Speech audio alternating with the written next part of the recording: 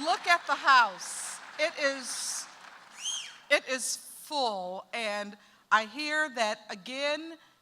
The rush line was long, but Monica, I think we got everyone in, right? And I've also heard something else. Oops, I'm always moving this thing. I think this is a new kind of mic. I think you can move this one. They had one, and they said, please don't touch it. And I always forget. I don't know if I'm like the old Rodney Dangerfield days. I don't get no respect. Then you have to move the mic. But I hope I didn't mess up the system. But anyway, what I was going to say is, what was I saying? Everyone got in, yes. Now I've completely lost my train of thought. I was supposed to tell you something.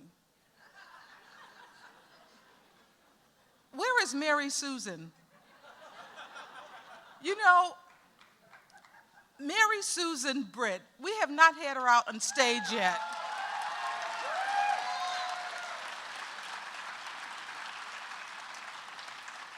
She is so wonderful. Most of you have had some dealings with her before you come, and she follows up afterwards, and she's just kind of the glue that holds the festival together. And I wanted to have her out on stage, and she's so kind of modest and shy, and every time I say, okay, tonight's the night, I want to go out on you, and she says, no. And every night she does it, and now, there she is.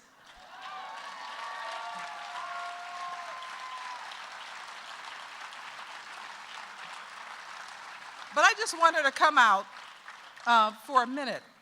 For a few seconds or whatever. I am really excuse me, I'm kind of spacey tonight. And I don't know why. I'm usually not. But, oh.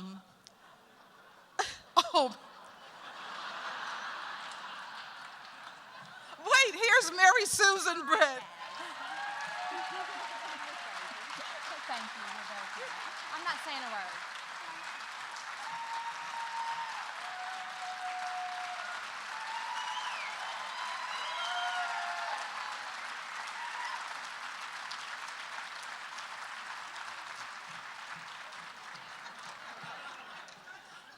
She couldn't wait to run off that stage. Tonight, I was very happy to see everyone in line for this movie because this was one of my favorite movies, really just favorite movies, period. I don't have to put a time period on it. I first saw it at the Telluride Film Festival and really was quite taken with it. I was a political science major with Spanish minor, but also philosophy. And so I'm very interested in philosophical questions and questions of ethics and logic and morals and all of that stuff. I just, like the thinking issues. So this movie really is meaty in that way.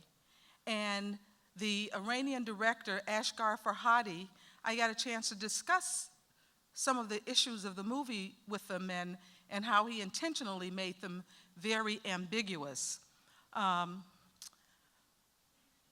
So tonight, to talk about the movie, we're bringing back our Academy Award winning. This movie won the Academy Award for Best Foreign Film, by the way.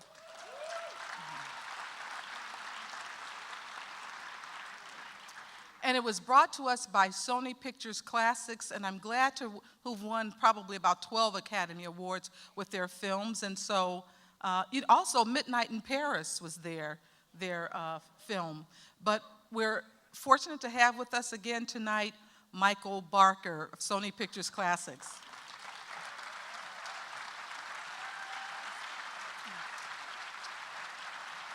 Thank you. It's always great to be here, this big theater. I want to say a few things. One is I saw Paul Cox tonight. And I met Paul Cox in 1982 at the Telluride Film Festival, and he looks better now than he did in 1982. And how great is that? And still working at the peak of his form. That's just fantastic. The movie you're about to see tonight is just amazing, you know. Very seldom in my life have I said this, believe it or not, even though I'm known as kind of a film hustler, you know. This is a perfect film in every regard. And Asghar is quite, not only an amazing filmmaker, he's an amazing observer of social behavior. And what you're going to see tonight is acting like you've never seen before. And afterwards, there'll be a bunch of us up here probably talking about that. While I'm talking about that, the lead actor in the movie was supposed to be with us, Payman, but unfortunately, the last we heard, he was making a movie in such a remote area of Iran that no one could get in touch with him. He is totally out of commission with communicating with anybody. So, unfortunately, he's not here with us. There are certain experiences that I've had with films that are so unique, and this one is so special. I remember I've had films that have been released, films that have been nominated for Best Foreign Language Film since 1981, since Man of Iron, I think, was the first one from Poland. And every year you go to the Oscars, and when you're nominated, it's a very kind of competitive thing, and people are kind of wary of other people. And this year, what they do is they seat in the theater the 5 countries who are nominated for Best Foreign Film. They're usually on the right aisle, and there's like 5 rows, and they have each country right behind each other. It's like 5 rows. And of course, one of them wins the Oscar, and everyone has kind of a poker face if they lose, you know, because everyone wants to win the Oscar. And this year was a very special year because as we went through the Oscar weekend, there are all kinds of activities for these foreign language films, these directors who come from all over the world. And they have lunches, they have photo calls, they have a symposium. And this year, we actually had 3 of the 5 films, so we were very close to 3 of the 5 directors. And over the course of the weekend, I'd never had this before, but at some point, each of the other directors came up to me and my colleagues and even said it to journalists, you know, separation deserves to win. I hope that wins. And we had never quite seen that before.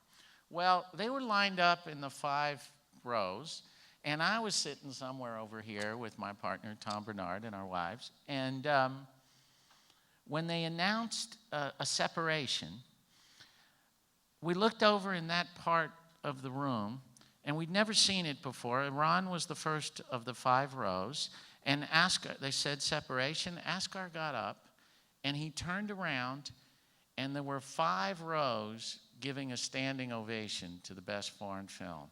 And it was all four of the other countries and their representatives. And he turned around and he saw that and he had tears in his eyes. And I tell you, that was so moving, and that is such a testament to the power of this film. And it's such a testament to how successful this film has been around the world. It defies all odds how big this film has been at the box office. In America, it's already, I think, around $7 million and still going. In France, it's huge. Every country in the world, this film has done a lot of business because it has such a resonance with such a wide public. So we'll come afterwards, and I hope you have a wonderful screening, and I believe with the exception of Berlin, this is probably the largest screen this film has ever played in the world. So let's enjoy it. See you afterwards.